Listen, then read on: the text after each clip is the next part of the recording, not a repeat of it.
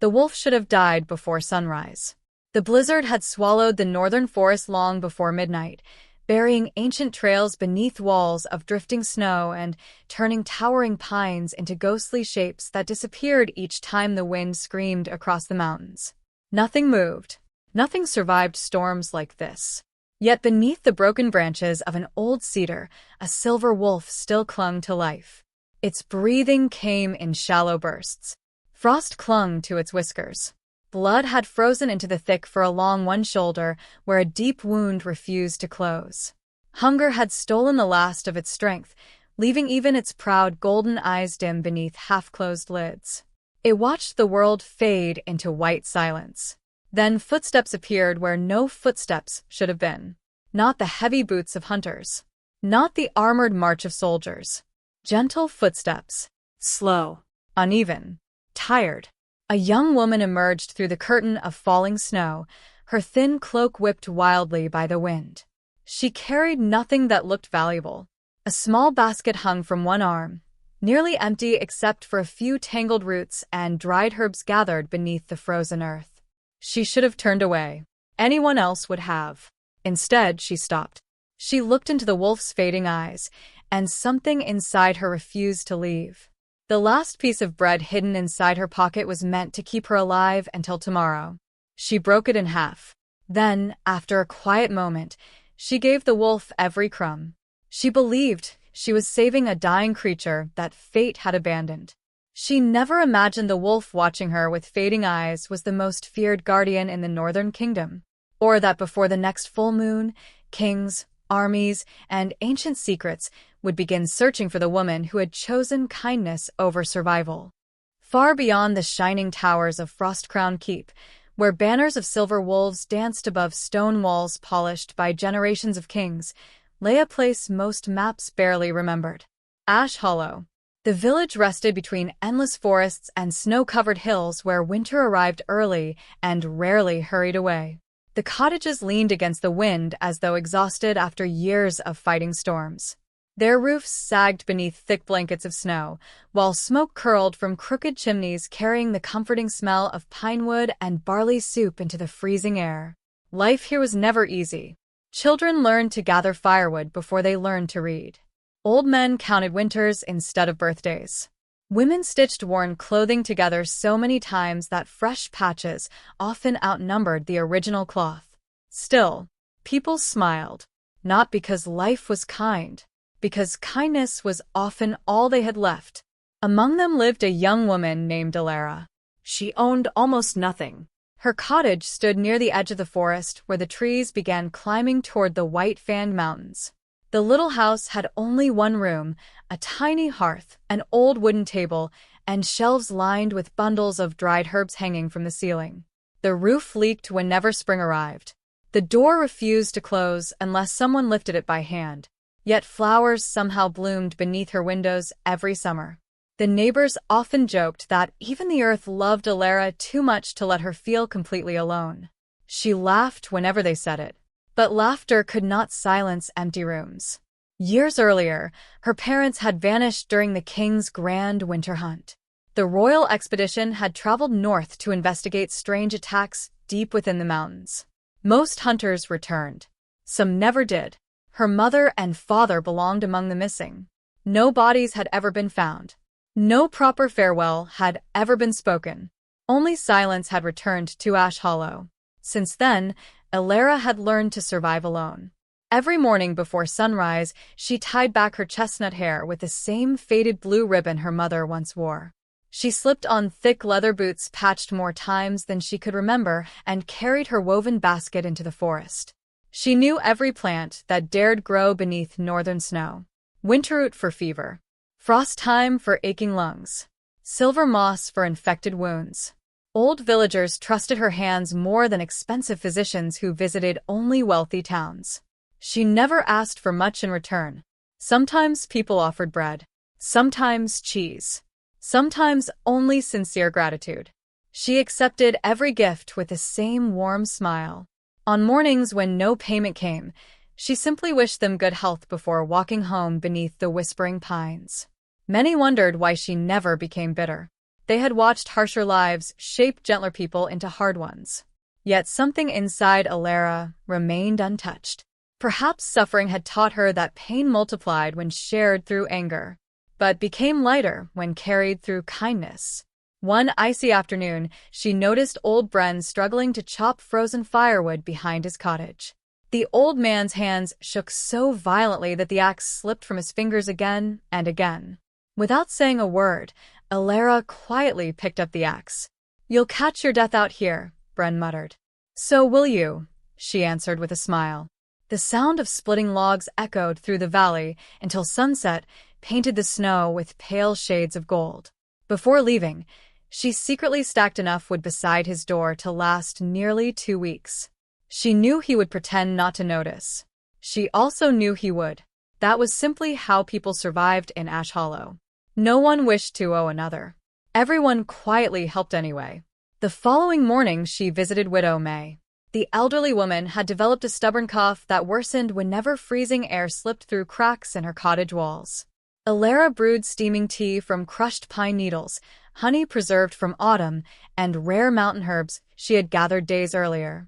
May reached for a small pouch of coins. Lyra gently closed the old woman's hand around it. "You'll need these before spring." "But child, you already paid me." "I did." "You smiled." May's tired eyes filled with tears she tried to hide. "You sound more like your mother every year." For just a heartbeat, Lyra's smile faded. She glanced toward the small silver pendant resting beneath her scarf. It hung from an old leather cord worn smooth by time. The pendant had been carved into the shape of a wolf. Its details were extraordinary. Each strand of fur looked alive. Its eyes seemed almost watchful whenever sunlight touched polished silver. Her father had placed it around her neck the night before leaving on the royal hunt. "Keep this close," he had whispered. "No matter what happens." No matter what. She had never removed it. Not because she believed it possessed magic. Because it was all she had left of them. That evening snow began falling. Soft at first. Almost peaceful. Children laughed as they chased flakes through narrow streets. Dogs barked happily. Women gathered laundry from frozen clotheslines. By nightfall, everything changed.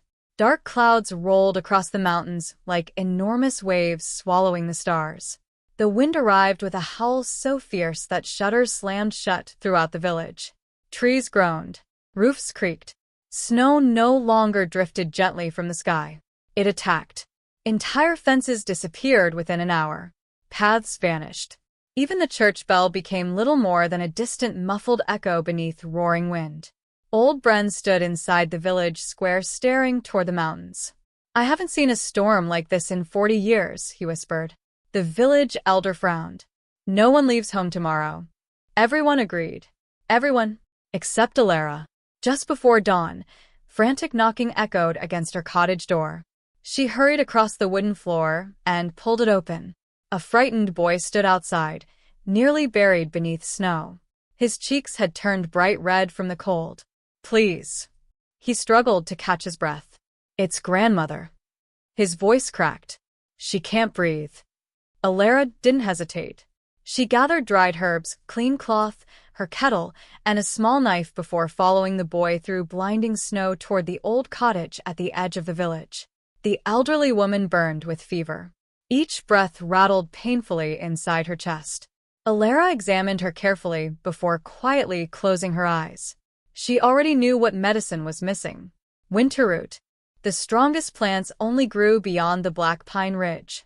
Deep inside the forest. The very place no one would dare enter today. The boy looked at her hopefully. "Can you help her?" Lyra reached for the old woman's trembling hand. "I'll be back before nightfall." Outside, the storm had become even worse. The village elder blocked her path. "You'll die out there."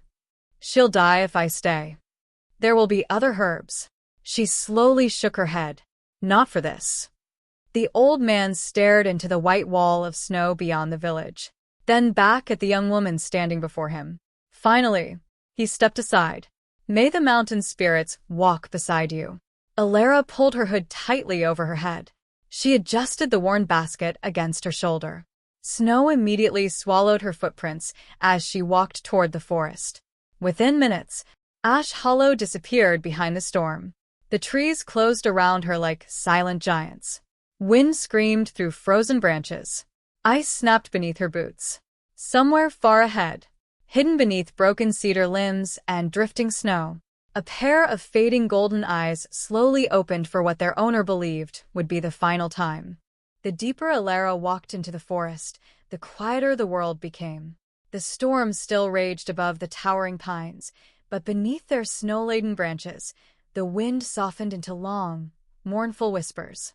Thick flakes drifted through the air like feathers, settling over broken logs and frozen streams until every familiar path vanished beneath a blanket of white.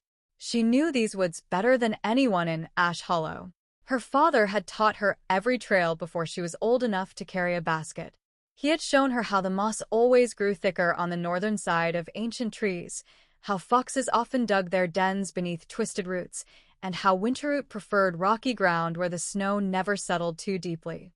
Even so, today the forest felt different. It was watching. More than once she stopped and listened. Nothing. No birds. No rabbits darting through brush. Not even the distant cry of an owl. Only silence. A silence so complete it seemed the entire forest was holding its breath. Lyra pulled her cloak tighter around her shoulders and continued climbing toward Black Pine Ridge. The cold bit through every layer she wore. Each breath stung her lungs. Snow clung to her eyelashes until the world blurred into shades of white and gray. Nearly 2 hours passed before she reached the rocky hillside where Winterroot usually grew. Kneeling carefully, she brushed away layers of snow with numb fingers until dark green leaves finally appeared beneath the frost. Relief spread across her face. "There you are," she whispered. Using the small knife at her belt, she carefully loosened the roots without damaging them. She gathered enough to fill a cloth pouch, then searched nearby for silver moss and frost thyme, knowing they would be useful before winter ended. Her basket slowly became heavier. Her body became weaker. The single piece of bread tucked inside her pocket was all she had eaten since sunrise yesterday. She reached into her pocket, feeling its rough crust beneath her fingers. Not yet. She would eat once she began the journey home. The village needed these herbs. Grandmother May needed them even more. As she stood to leave, a faint sound drifted through the storm. Not the howl of the wind. Something softer. A low, strained breath. She froze. Again. Barely audible. Almost hidden beneath the falling snow. Or something was alive nearby. Most people would have turned around. An injured predator in winter was often more dangerous than a healthy one. But Lyra could never ignore suffering. Carefully, she followed the sound across the ridge. Snow reached almost to her knees. Several times she stumbled against buried rocks, catching herself before falling. The breathing grew weaker. Closer. Finally, she noticed something unusual beneath the branches of an enormous cedar that had split during an old lightning storm years before. At first, she thought it was another snowdrift. Then one golden eye slowly opened. Her heart skipped. A wolf. The largest she had ever seen. Even lying motionless beneath the snow, it seemed enormous. Its silver coat shimmered beneath thin layers of ice, though much of its fur had become stained dark where blood had frozen around a deep wound across its shoulder.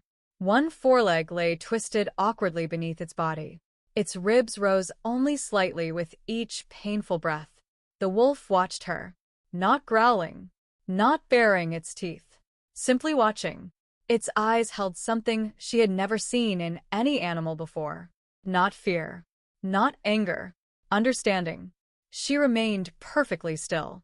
The wind sighed through the branches overhead. "I won't hurt you," she said softly. The wolf did not move. Perhaps it could not.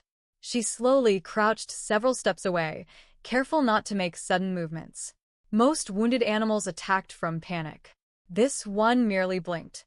Her eyes drifted toward the wound. The injury looked old. Several days old. The edges had frozen. Snow had packed itself into the torn fur. No ordinary wolf should have survived this long.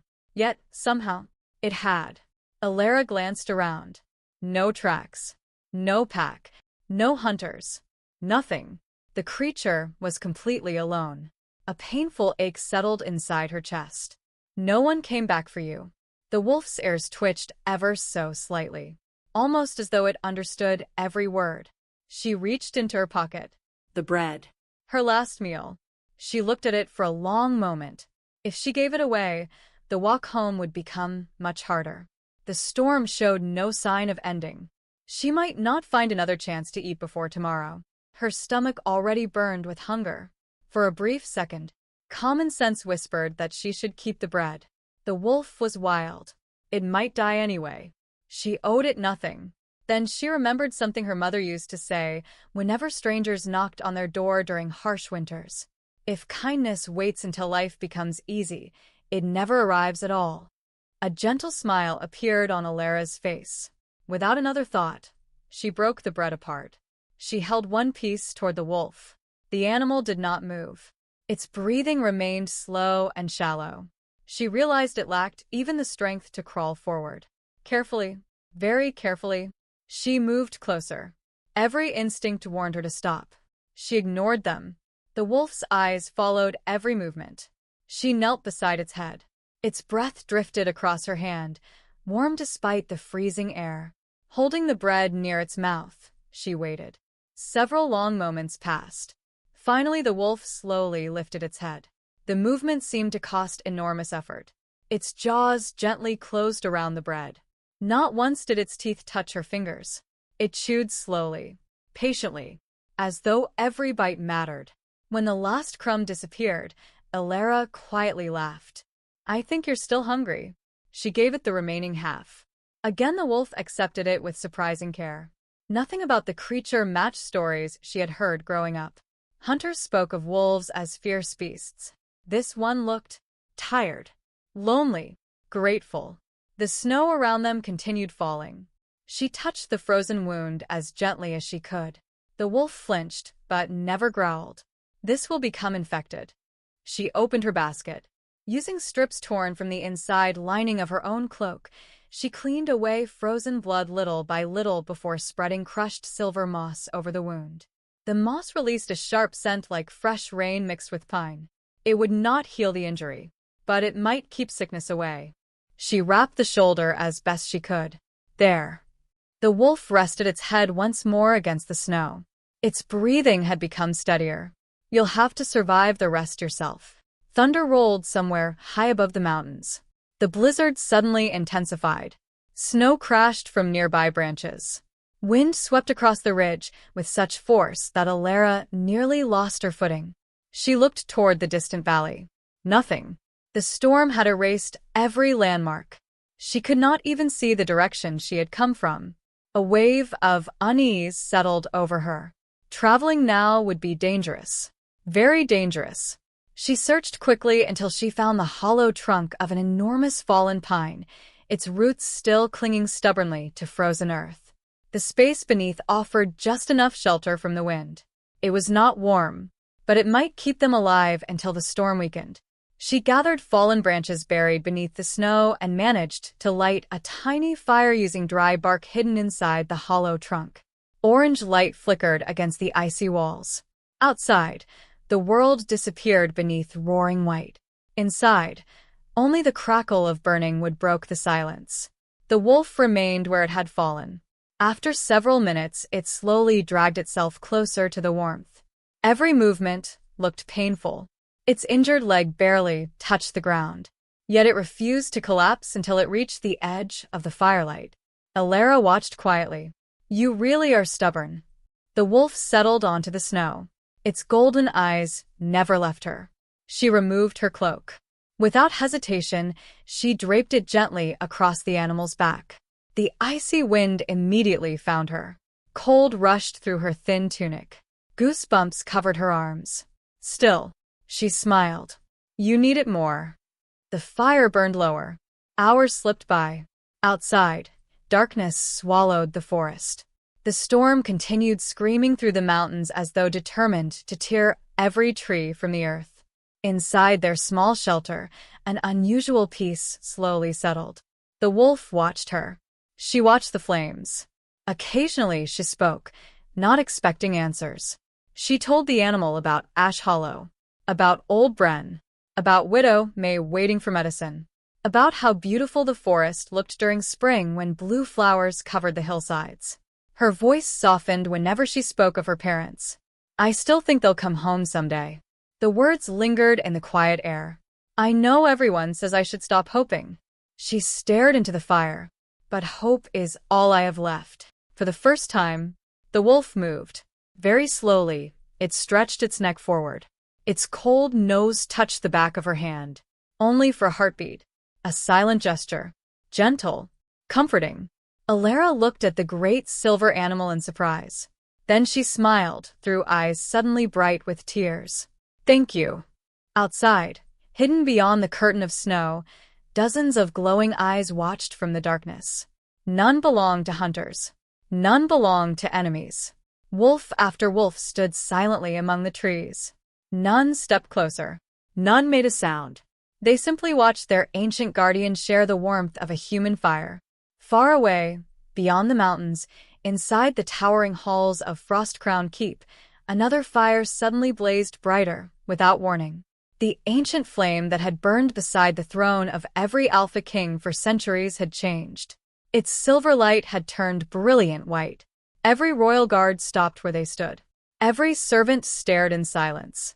And deep within the castle, the Alpha King slowly rose from his throne.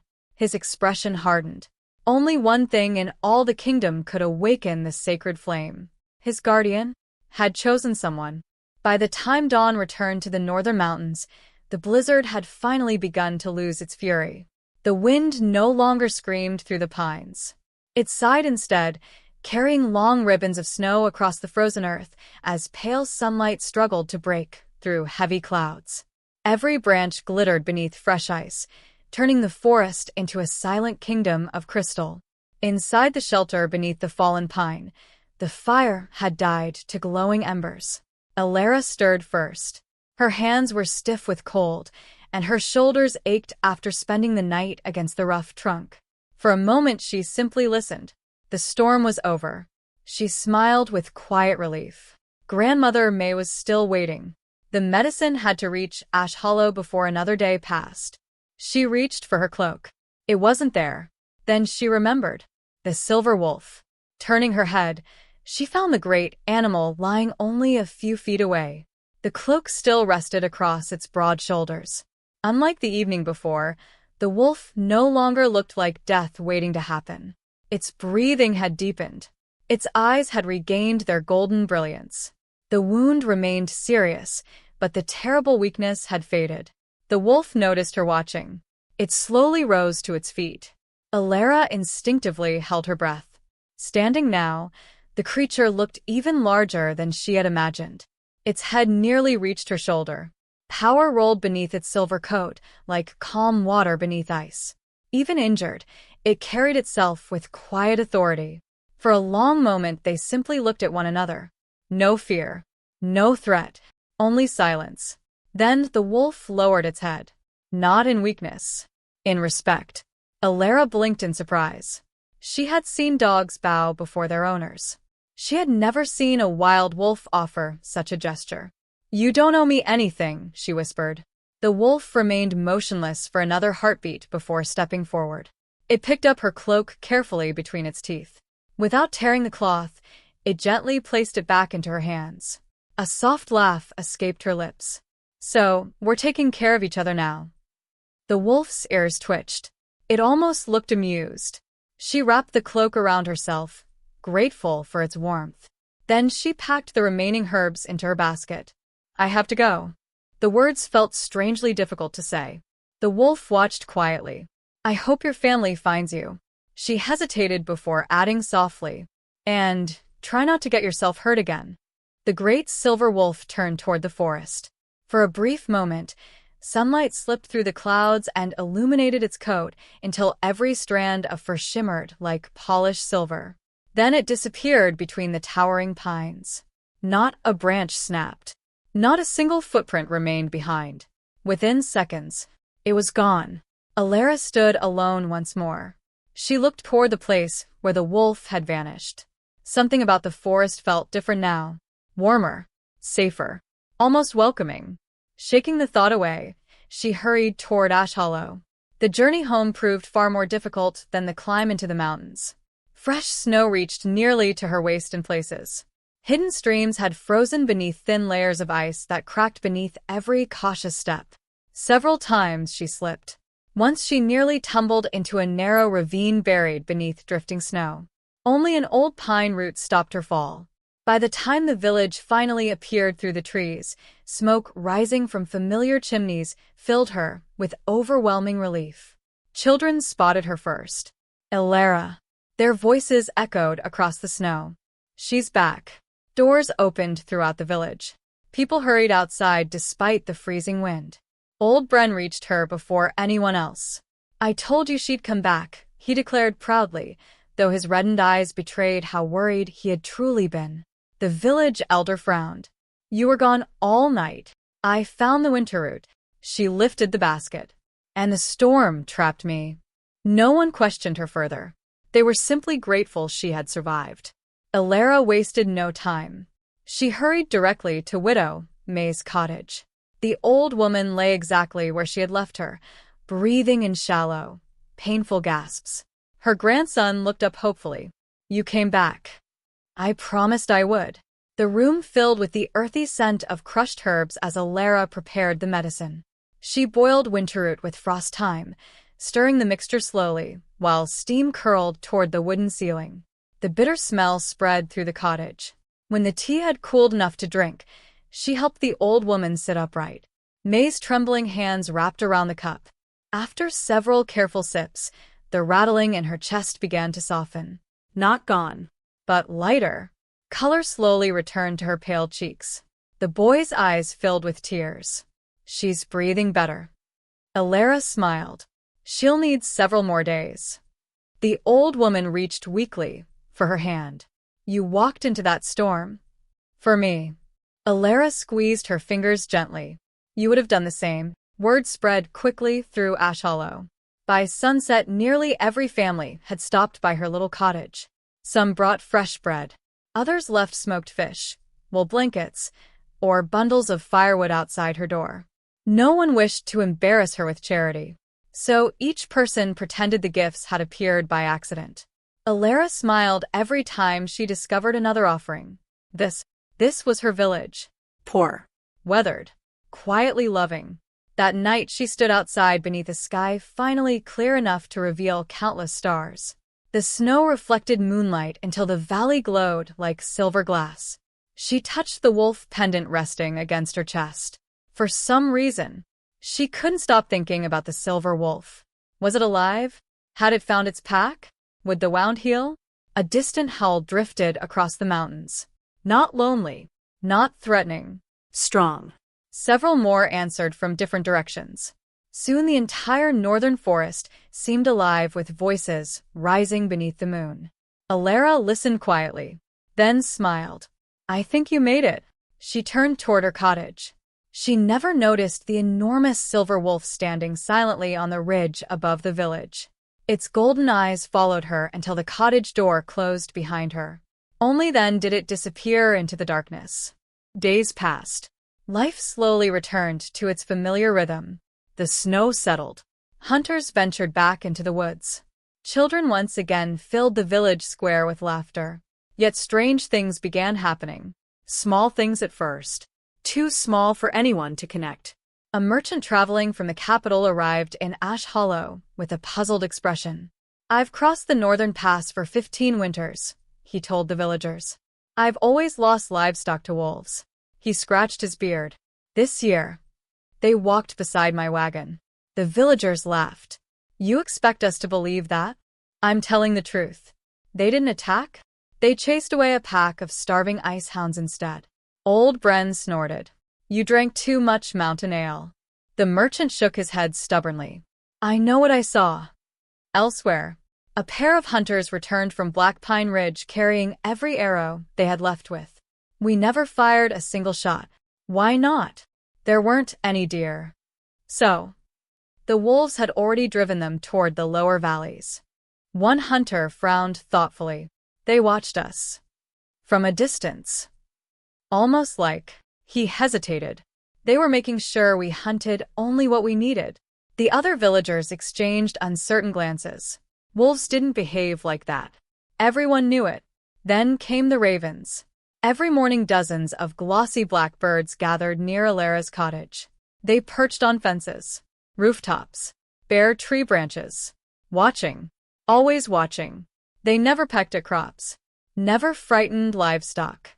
Whenever Lyra stepped outside, they took flight together before circling once above her home. Then they vanished toward the northern mountains. Children found the spectacle fascinating. Adults found it unsettling. "It's bad luck," one woman whispered. No. Another shook her head. "I've never seen ravens this peaceful." Neither had anyone else. The oddest discovery came a week later.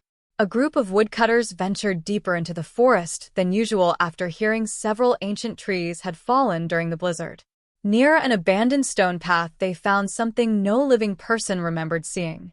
An ancient standing stone, half buried beneath snow for generations. Its surface had once been covered in carved wolves. Time had worn most of the markings away. Yet now, fresh silver light pulsed faintly through every carved line. One woodcutter cautiously touched the stone. The light vanished. He stumbled backward. "I swear." It was glowing. His companions quickly crossed themselves in the old northern tradition. No one speaks of this. No one. But secrets rarely remained buried for long. Far to the north, where cliffs rose like frozen giants above endless forests, stood Frostcrown Keep. The castle had guarded the kingdom for over 400 years. Its walls were carved directly into the mountainside, blending so perfectly with the gray stone that travelers often mistook it for another cliff until they stood beneath its towering gates. Within its great hall burned a fire unlike any other. It did not consume wood. It never faded. It had burned continuously since the reign of the first Alpha King. The flame of the Guardian. Ancient tradition claimed its light reflected the bond between the throne and the sacred wolf who protected the kingdom. 4 centuries. The flame had burned silver. Steady. Unchanging. But on the morning after the blizzard, the impossible happened. Its color turned pure white. Royal priests gathered in stunned silence. Old records were pulled from forgotten libraries. Gray-haired scholars argued until sunrise. No one could remember such a change ever happening. Finally, an elderly keeper of the royal archives closed a weathered book with trembling hands. There is only one explanation. The room fell silent. The Guardian has made its choice. Miles away, beneath the shadow of the white-fanged mountains, Lyra quietly drifted to sleep, unaware that her name had not yet been spoken. Yet destiny had already begun carrying it toward the throne itself. Morning broke over Frostcrown Keep beneath a sky the color of polished steel. The mountain winds swept across the fortress walls, carrying long banners embroidered with silver wolves until they snapped sharply in the freezing air. Far below, the northern forest stretched toward the horizon like an endless sea of dark green crowned with fresh snow. From this height, the kingdom looked peaceful. Only those inside the castle knew how fragile that peace had become. The ancient white flame still burned in the Hall of Guardians. Its pale light reflected across polished stone pillars carved with wolves that seemed ready to step from the walls at any moment. Every servant who passed through the chamber lowered their head. Every guard slowed their pace. No one dared speak loudly before the sacred fire. At the far end of the hall stood the Alpha King. King Aldrich had ruled the northern kingdom for 12 winters. He was not the oldest king the realm had known, nor the strongest, but the burdens of the crown had carved quiet lines across his face long before age ever could. His broad shoulders carried years of battle. His hands bore scars earned beside ordinary soldiers rather than behind palace walls. His people respected him because he never asked another to face danger he would not face himself. Even so, this mystery stood beyond swords. He stared into the white flame without moving. It has never done this before. The voice belonged to Elder Rowan, the oldest keeper of the royal archives. The frail man leaned heavily upon a carved oak staff as he approached the king. His snowy beard nearly reached his belt. Age had bent his back. It had not weakened his mind. King Aldrich finally spoke. What does it mean? Rowan remained silent for several moments. The old writings speak only once of a white flame. The king turned toward him. And it appears when the guardian wolf willingly chooses a soul.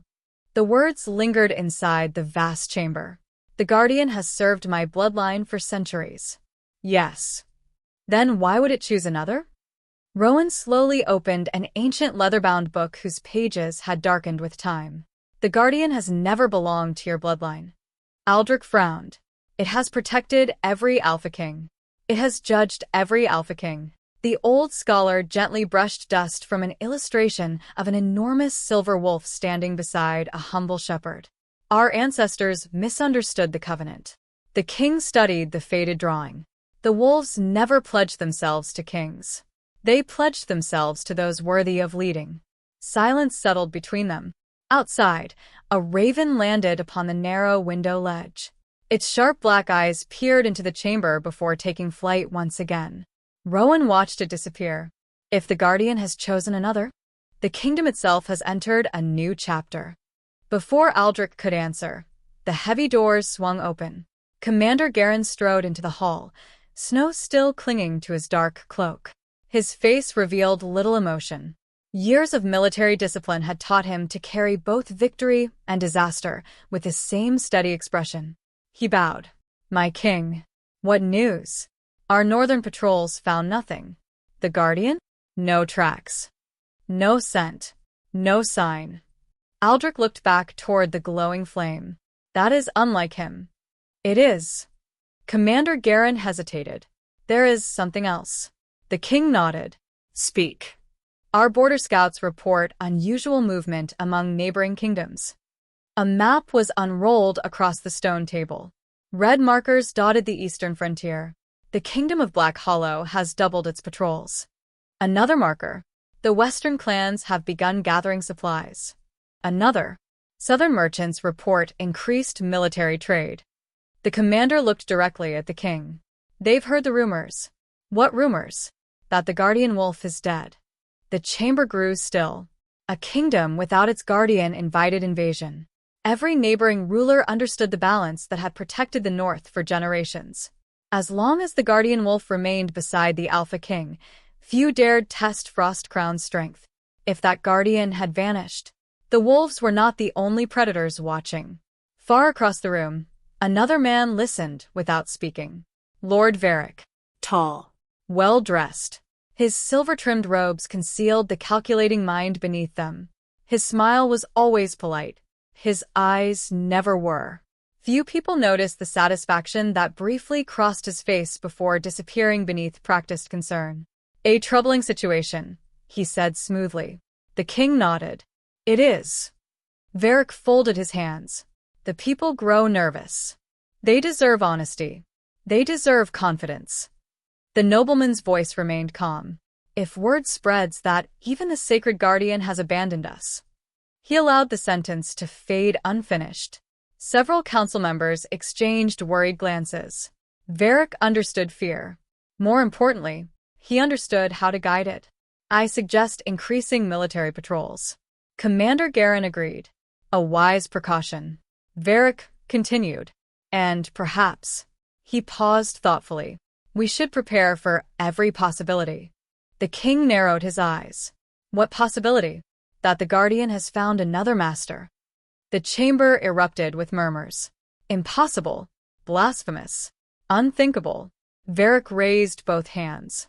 I merely suggest caution. His expression remained respectful. Inside, his thoughts moved far differently. If the guardian wolf truly had abandoned the throne, everything was changing.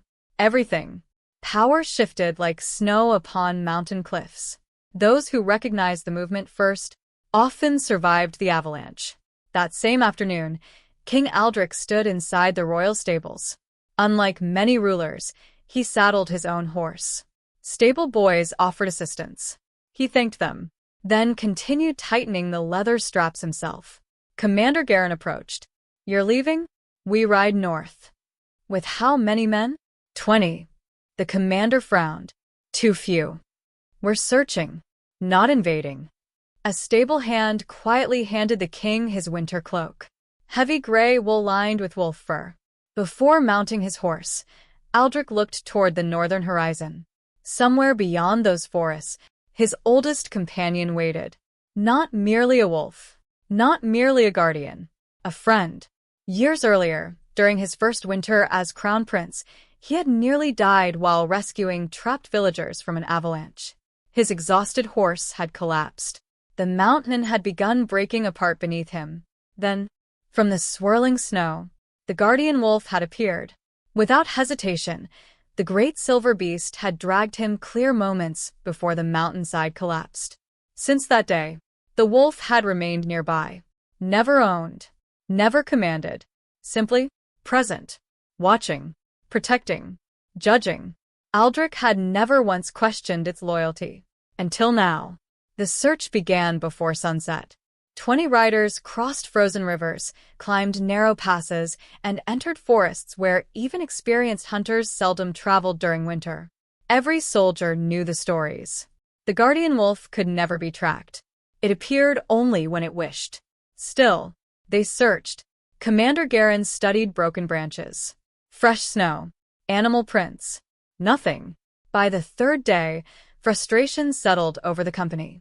One young scout pointed toward distant tracks. Wolf. The commander dismounted. He examined them closely. No. The scout frowned. They look fresh. They're too ordinary.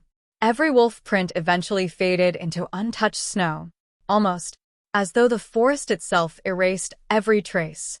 On the 5th morning, another discovery changed everything. One tracker knelt beside a narrow stream. My lord. Commander Garen joined him. What is it? The man pointed toward the frozen bank. There, pressed clearly into the snow, lay the enormous paw print of the guardian wolf. Larger than any ordinary wolf. Perfectly preserved. Relief swept across the soldiers. He's alive. Commander Garen smiled for the first time in days. Follow it.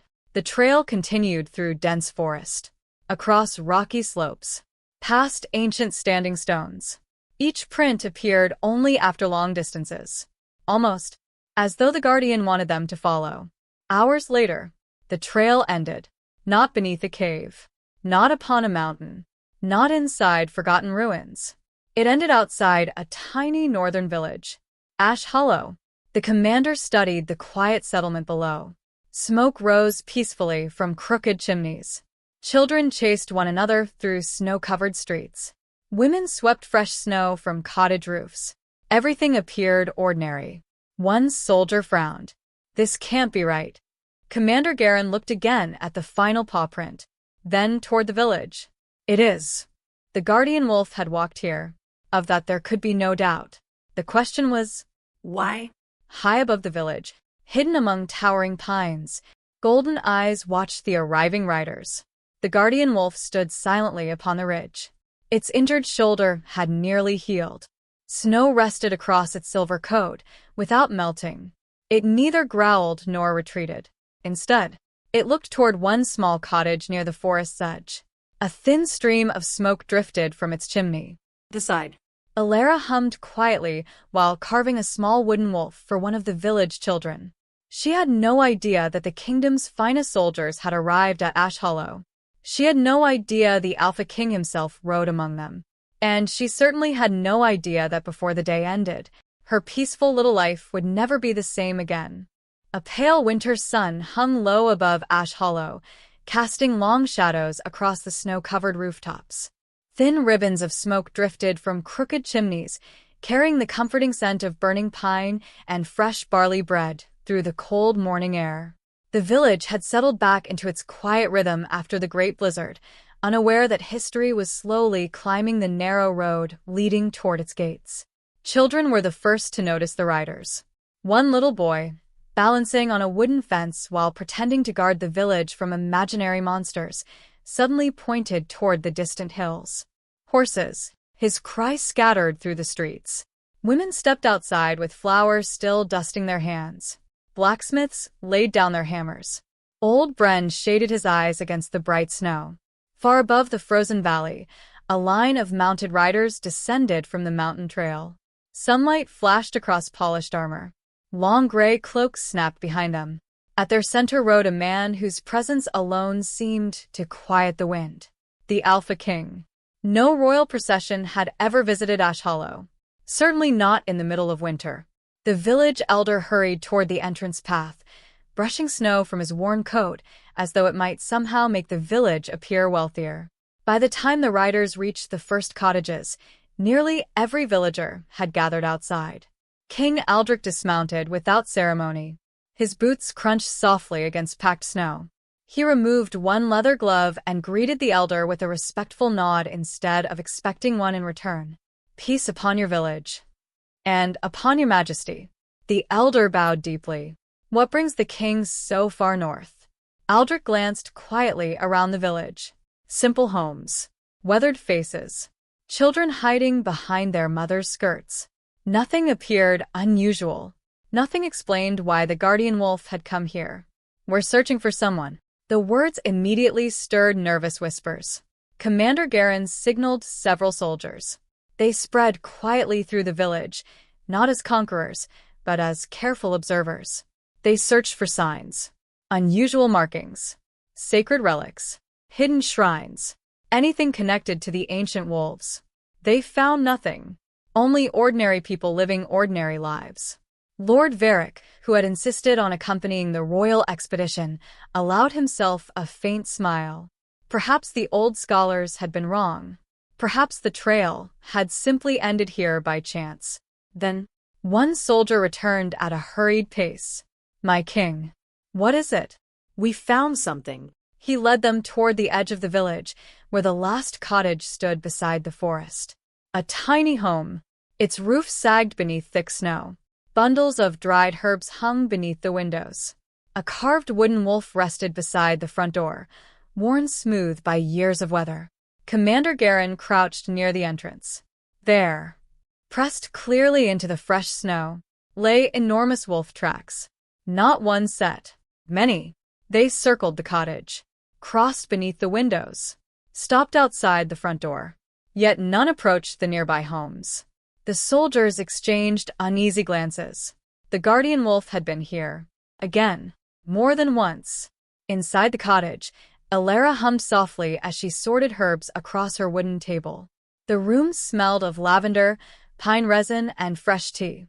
She had just finished wrapping medicine for Widow May when a firm knock echoed through the little house. She looked toward the door in surprise. Visitors were common. Royal soldiers were not. Opening the door, she found nearly 20 armored men standing outside.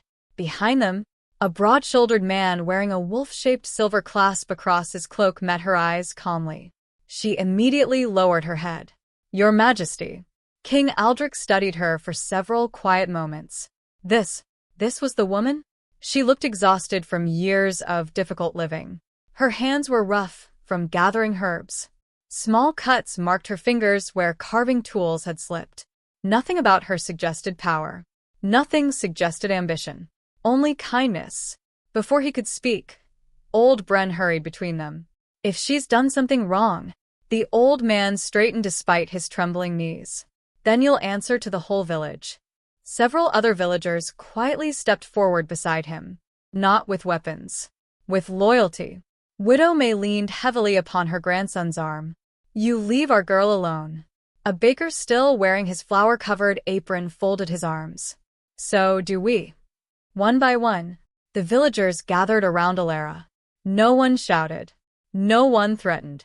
They simply stood beside her. King Aldrich noticed every face. Fear was there, but something stronger stood beside it. Trust. He looked back toward Lyra. "Why are they protecting you?" She blinked in confusion. "I don't know." Old Bren answered instead. "Because she never asks who deserves help." The baker nodded. "When my wife fell ill, Widow May couldn't pay for medicine, but she received it anyway." Another voice joined. "My son broke his leg. She stayed 3 nights until his fever passed." Someone else spoke. "Last winter she gave away half her firewood." Another. "She buried my brother herself when no one else could travel." The villagers continued speaking. Not loudly. simply telling the truth. King Aldrich listened without interrupting. Each story painted the same picture.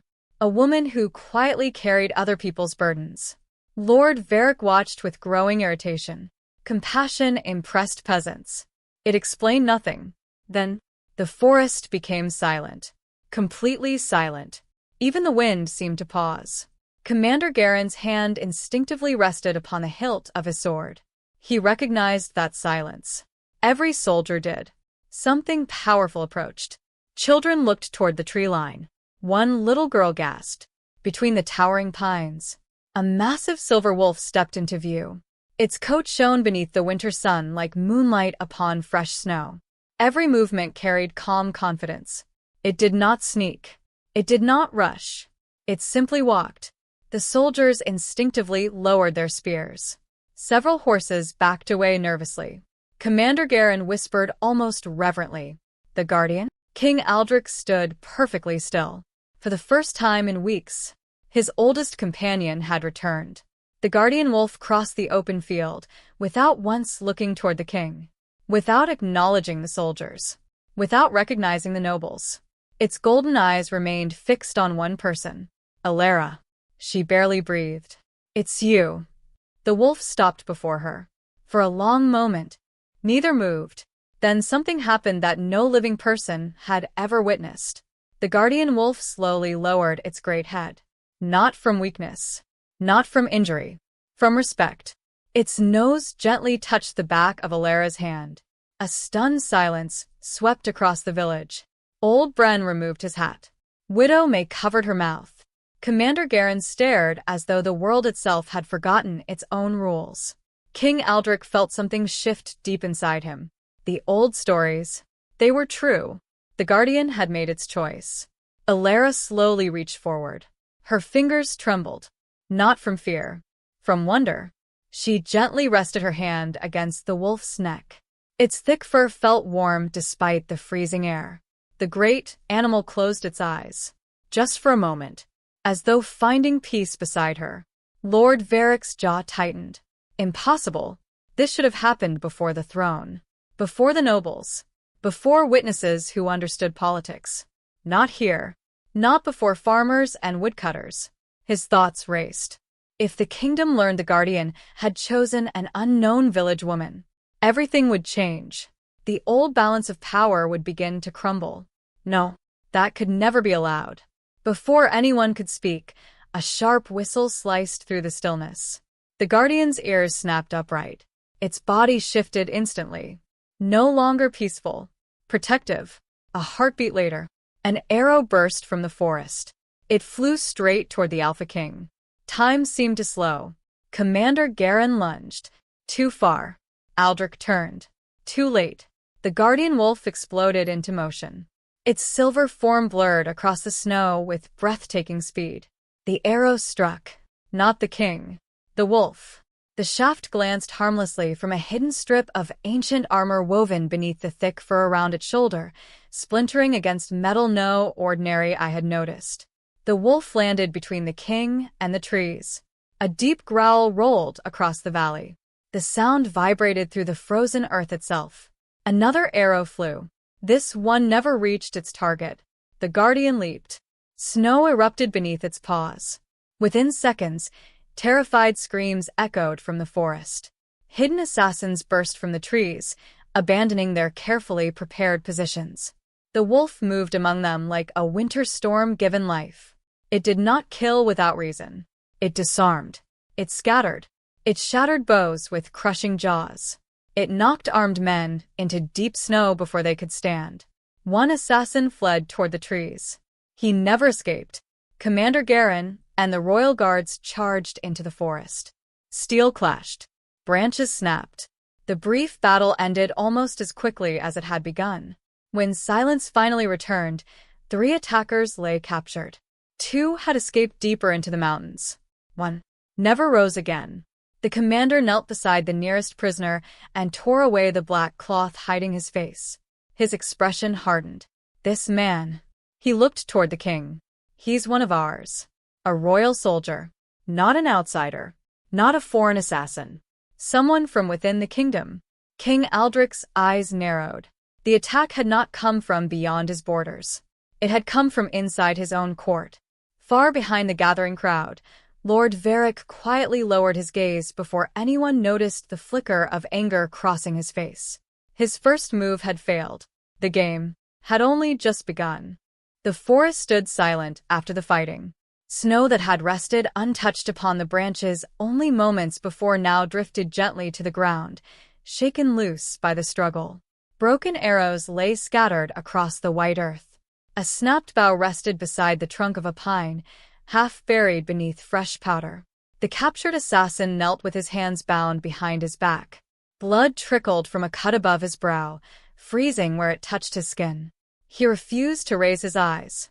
Commander Garin stood over him. "Who sent you?" The prisoner remained silent. The commander repeated the question.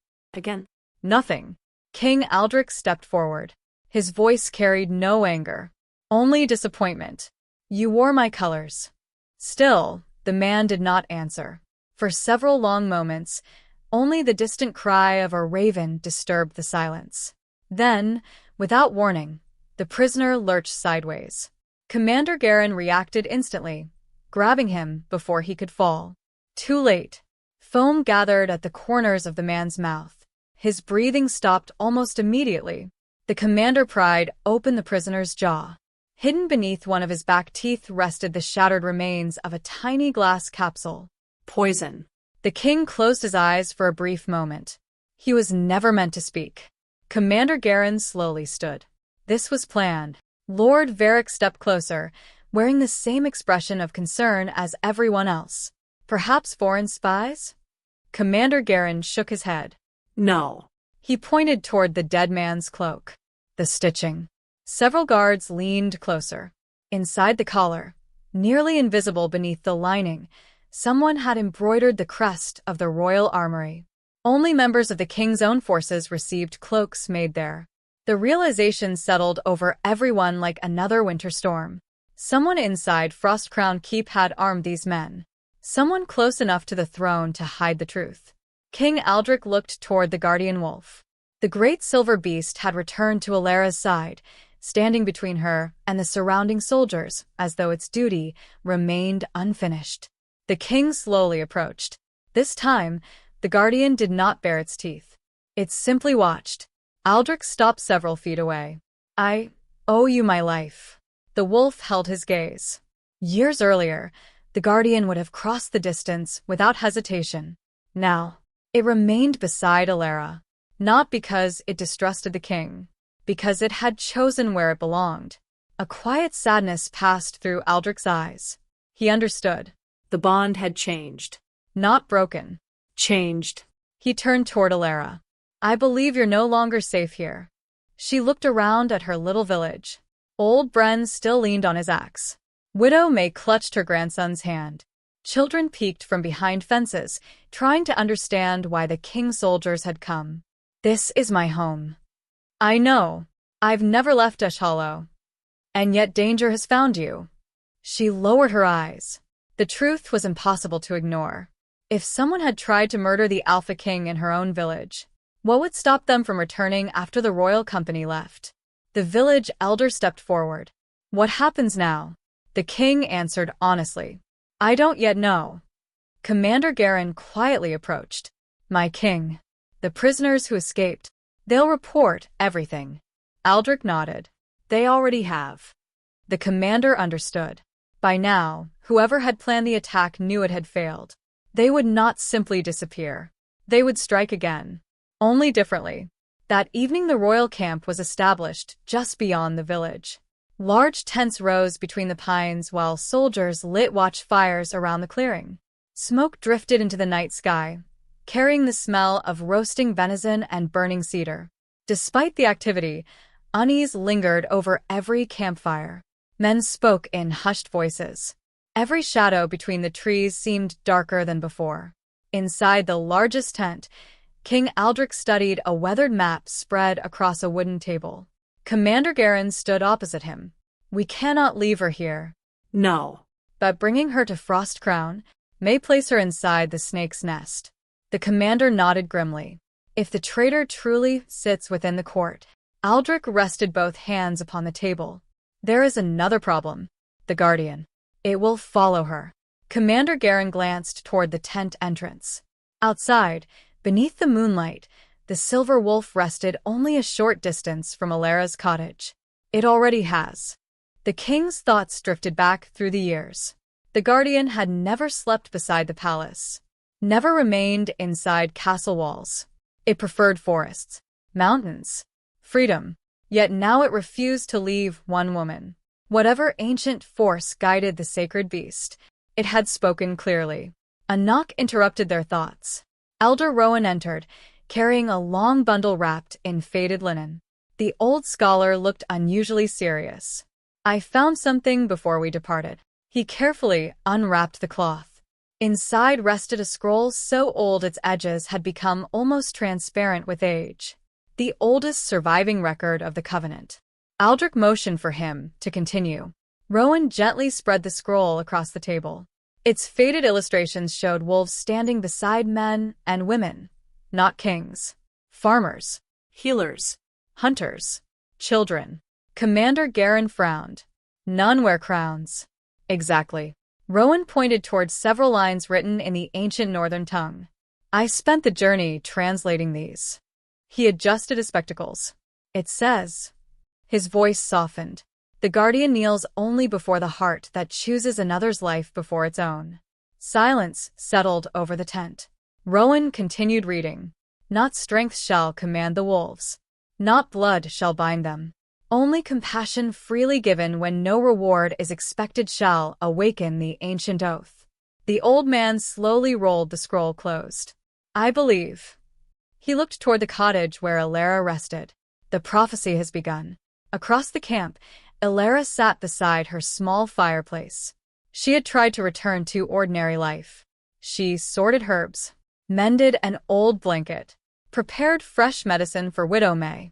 Yet her hands refused to stop trembling. A soft knock sounded at her door. She opened it to find the Alpha King standing alone. Without armor, without guards. Only a heavy winter cloak covered his shoulders. May I come in? She stepped aside. The king looked around the tiny room. Simple shelves, bundles of herbs, hand-carved wooden figures resting neatly upon a narrow ledge. His eyes stopped on one carving. A wolf. Its expression had been carved with surprising tenderness. You made these? She nodded. When winter is too harsh for gathering herbs. He picked up the carving carefully. My mother carved birds. Lyra smiled faintly. So did mine. For the first time that day, the conversation felt ordinary, human. The king placed the carving back exactly where he had found it. I came to apologize. She looked surprised. For what? Bringing danger to your home. She slowly shook her head. You didn't. The men who attacked us followed the crown. Not you. Aldrich looked toward the small fire. Perhaps. Then his expression grew more serious. I must ask something difficult. She already knew. You want me to leave. I want to keep you alive. She stared at the dancing flames. This village is all I've ever known. I understand. My parents disappeared. My friends are here. She glanced toward the frosted window. I don't belong in castles. The king smiled sadly. Neither do I. She looked up. I was born there. He continued. But belonging and living somewhere are not always the same thing. Those words lingered between them. Neither spoke for several moments. Finally, Lyra whispered, If I leave, will my village be safe? I swear it. The promise carried the weight of a king. She believed him, not because of his crown, because of his eyes. They carried the same quiet exhaustion she had seen in people who spent their lives protecting others. At that moment, a low howl echoed from beyond the cottage. Lyra opened the door. Moonlight covered the valley in silver. The guardian wolf stood at the edge of the forest. Its head was lifted toward the stars. One by one, howls answered from every direction. North, south, east, west. Not dozens, hundreds. The sound rolled across the mountains like waves across the sea. Every soldier in the royal camp stepped outside. Every villager froze where they stood. Even the horses fell strangely calm. Commander Garen slowly looked toward Elder Rowan. "What are they saying?" The old scholar listened carefully. His weathered face grew pale.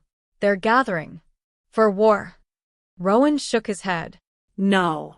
His voice became almost a whisper. "For judgment."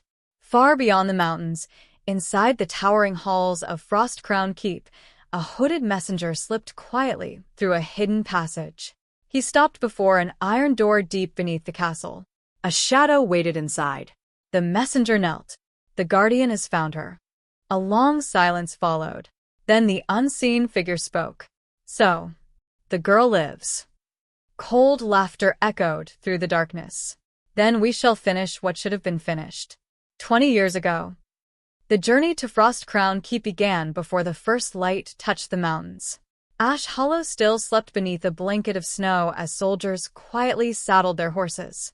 Thin curls of smoke drifted from cottage chimneys, and the only sounds were the soft snorts of restless horses and the creak of leather straps pulled tight against the cold. No trumpets announced the king's departure. No banners waved. Commander Garen had ordered complete silence. If someone within the kingdom truly wished Lyra dead, there was no reason to make the journey easier to follow. The village gathered anyway. Old Bren stood beside the narrow road, with his axe resting across his shoulder. He had sharpened it before dawn, not because anyone expected him to fight royal enemies, but because carrying it somehow made him feel useful. Widow May wrapped a thick wool scarf around Lyra's neck with trembling hands. "You'll forget to wear enough layers." Lyra laughed softly. "I've survived every winter so far." May adjusted the scarf anyway. "That isn't permission." The old woman placed both hands against Lyra's cheeks. "When spring comes, you come home." Lyra nodded, though something deep inside whispered that nothing would be the same when she returned. Children crowded around her with tiny carved gifts they had spent the previous evening making. One offered a wooden flower. Another pressed a polished river stone into her hand. A little girl, no older than 6, handed her a tiny bundle wrapped in cloth. "It's bread. You'll get hungry." Lyra blinked rapidly, trying not to cry. "You should keep it." The child shook her head. "You gave me yours." The memory returned instantly. Months earlier, after a poor harvest, the little girl's family had gone 2 days without proper food. Lyra had quietly left bread outside their door before sunrise. She had believed no one ever discovered who did it. Apparently, someone had. She knelt and hugged the child tightly. "Thank you." When she finally stood, she found the Alpha King watching from a respectful distance. He said nothing, but he had seen everything. No noble title, no ancient prophecy, no sacred guardian. None of those had earned this woman's loyalty. Simple kindness had. It was a lesson many rulers never learned. The procession left Ash Hollow as the first rays of morning painted the mountains in pale gold. Commander Garen rode at the front. King Aldrich remained near the center beside Lyra. The guardian wolf never accepted a saddle or leash. It walked silently through the forest, sometimes visible among the trees, sometimes disappearing entirely before emerging miles later without a sound. The soldiers soon stopped trying to predict where it would appear. It simply appeared. The road south wound through towering forests where snow-covered branches formed natural arches overhead. Frozen waterfalls glittered beneath the morning sun. Ancient stone bridges crossed narrow rivers trapped beneath thick ice. The farther they traveled, the more alive the kingdom became. Small villages lined the roads. Farmers paused while clearing snow from fields.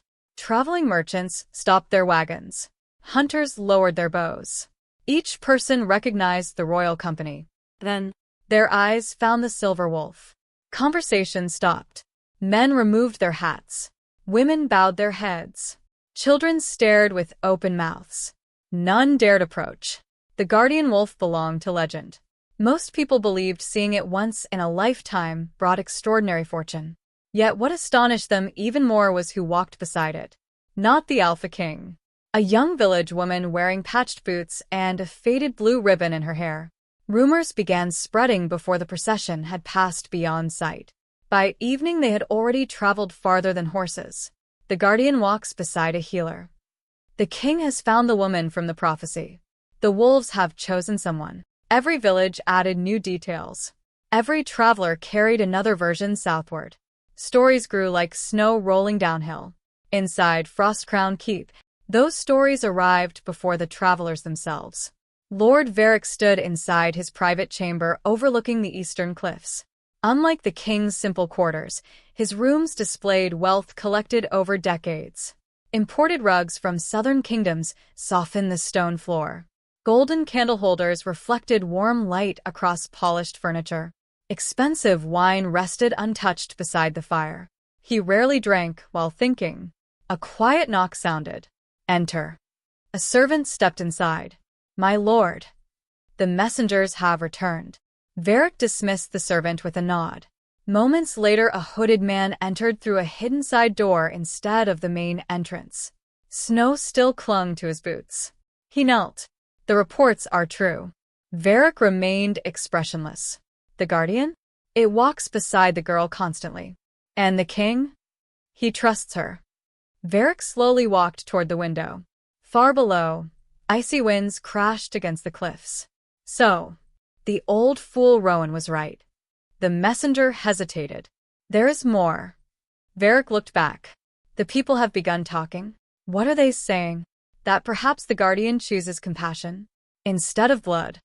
For the first time, real anger crossed Varric's face. His hand tightened around the carved stone railing until his knuckles turned white. That was dangerous. Not because of one village girl, because ideas spread faster than armies. If people began believing the sacred wolves judged rulers by kindness rather than ancestry, every ambitious noble would lose the greatest weapon they possessed. Birth. Titles. Bloodlines. Power would become something earned, not inherited. Varric could never allow that. He dismissed the messenger, then remained alone beside the window for a long time. Finally, he whispered into the empty room, I erased one family. I can erase another. Late on the third day of travel, dark clouds gathered once more above the mountains. Snow began falling in slow, heavy flakes. Commander Garen studied the sky. We should reach the Stonewatch before nightfall. Stonewatch was an old fortress built centuries earlier to guard the northern pass. Only a handful of soldiers remained stationed there now. Its thick walls offered welcome shelter. The company pushed forward. The first towers appeared just as daylight faded. Captain Roderick, commander of the outpost, welcomed the king warmly. Fresh fires were lit. Horses received warm oats. Soldiers finally removed frozen boots and gloves. For the first time since leaving Ash Hollow, everyone relaxed. Everyone, except the guardian wolf. Instead of entering the fortress courtyard, it remained outside the gate, standing perfectly still. Its ears pointed toward the forest. Commander Garen noticed immediately. The wolf had not moved for nearly 10 minutes. It wasn't resting. It was listening. The commander quietly approached King Aldrich. My king. Aldrich followed his gaze. The guardian's posture had changed. Every muscle beneath its silver coat had become tense. Ready. What is it? The king whispered. Before anyone could answer, the guardian released a low growl. Not loud. Not threatening. Warning. Every horse inside the courtyard suddenly became restless. Several stamped nervously against the frozen ground. Dogs began barking inside the fortress. The wind shifted, bringing with it a faint smell. Smoke. Not from fireplaces. Oil. Commander Garen's eyes widened. Archers. His shout echoed through the fortress. A heartbeat later, flaming arrows rained from the darkness beyond the walls. One struck a supply wagon. Another landed atop a wooden stable roof. Fire exploded across dry timber. Soldiers rushed in every direction. The peaceful courtyard transformed into chaos. More arrows followed. Hidden attackers emerged among the trees surrounding the fortress. They wore no banners, no colors, only black cloaks that blended with the night. Commander Garen rallied the defenders.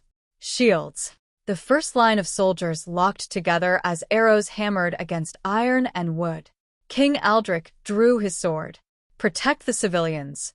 Stable hands hurried frightened horses toward safer ground. Lyra grabbed buckets beside the well, joining several soldiers to throw water across the burning stable roof.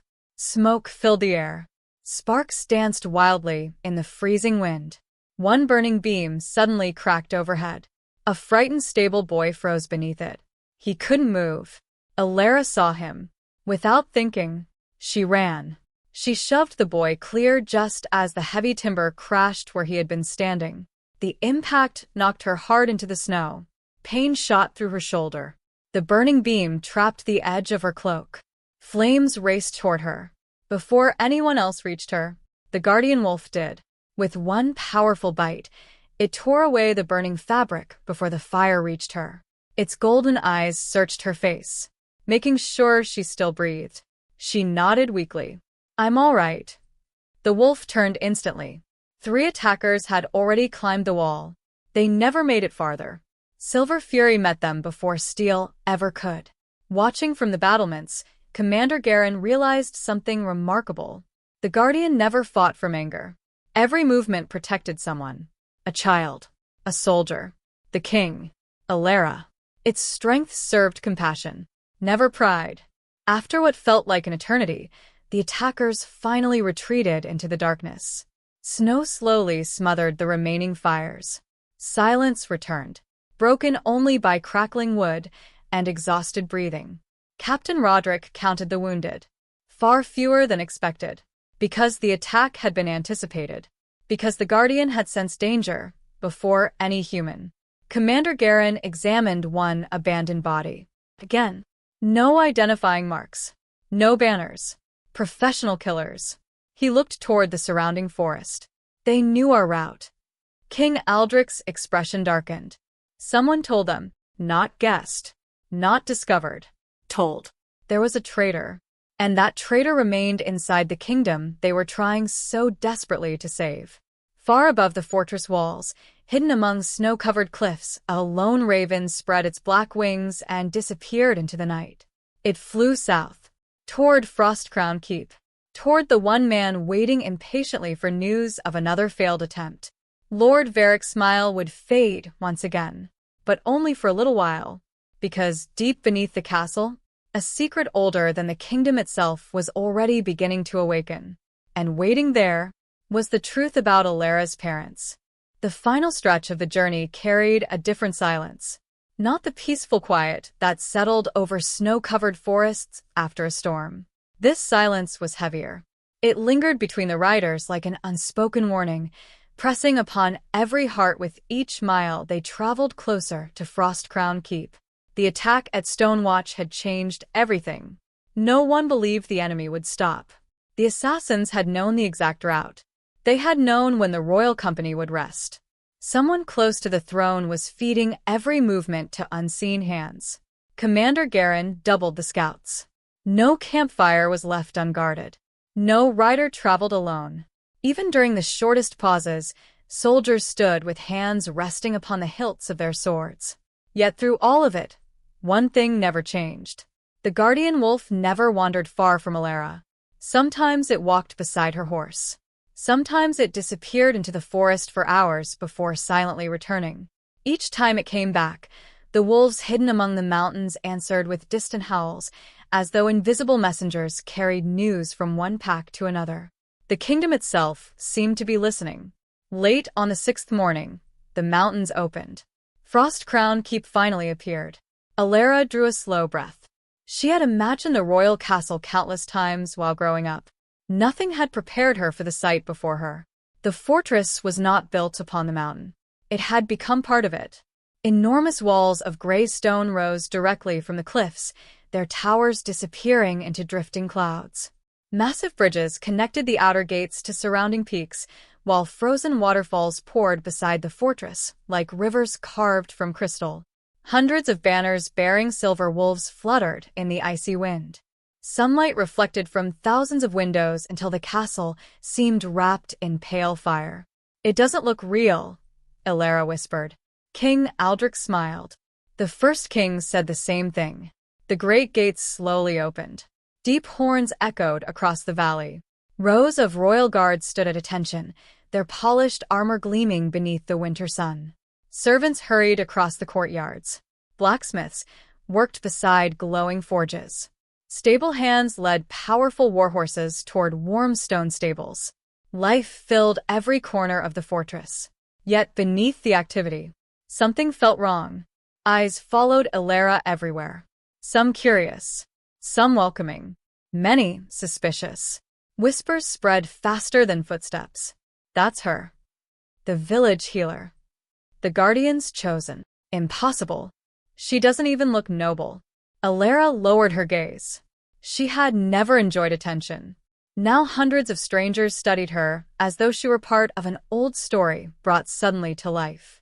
The guardian wolf ignored every stare. It walked calmly beside her through the castle gates. The moment it entered the courtyard, every conversation stopped. Not because people feared it, because no living person had ever seen the guardian willingly enter Frostcrown Keep. It had always remained outside the walls. Always. Commander Garen noticed old servants making the sign of the ancient covenant across their chests.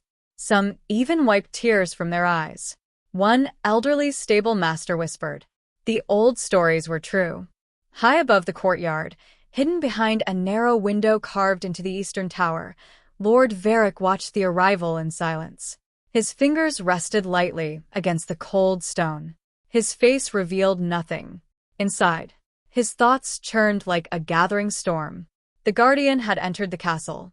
That had never happened, not even for kings. His eyes followed Lyra. She smiled politely at frightened servants. She thanked stable boys for taking care of her horse. She paused to help an elderly maid gather linens the winter wind had scattered across the courtyard. Even now, even here, she behaved exactly as she had in Ash Hollow.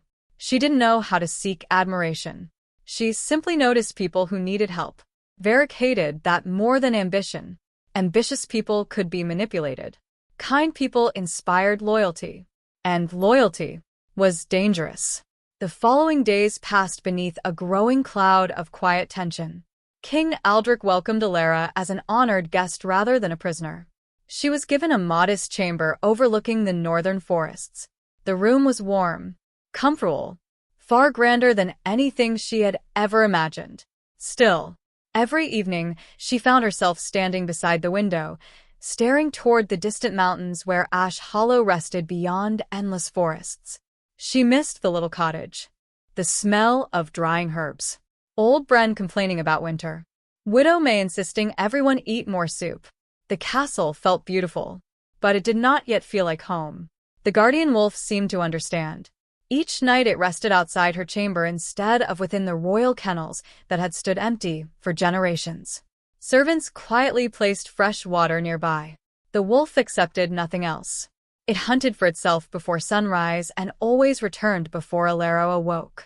One morning she found fresh mountain flowers lying outside her door. Blue frost lilies. Impossible. They only bloomed on cliffs buried beneath snow. She smiled.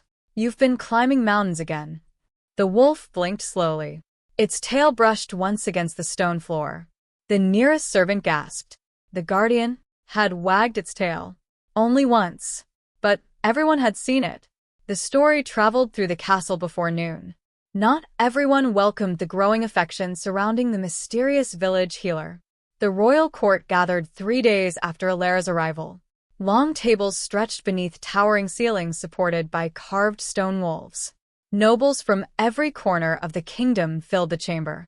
Silk robes, golden rings, expensive perfumes.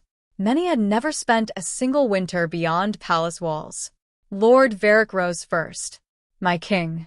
His voice carried effortlessly through the hall. Our people deserve answers. Aldrich nodded. They shall have them. Varric slowly turned toward Lyra. You claim no noble birth. I don't. You possess no military achievement. No. You hold no title. I don't. He spread both hands. And yet, the guardian has chosen you. The room fell silent. Lyra answered honestly. I don't know why. A few nobles laughed quietly. Varric continued. Perhaps. Because she has hidden something from us. The laughter stopped. He produced an old parchment. It seems curious that her parents disappeared during a royal expedition.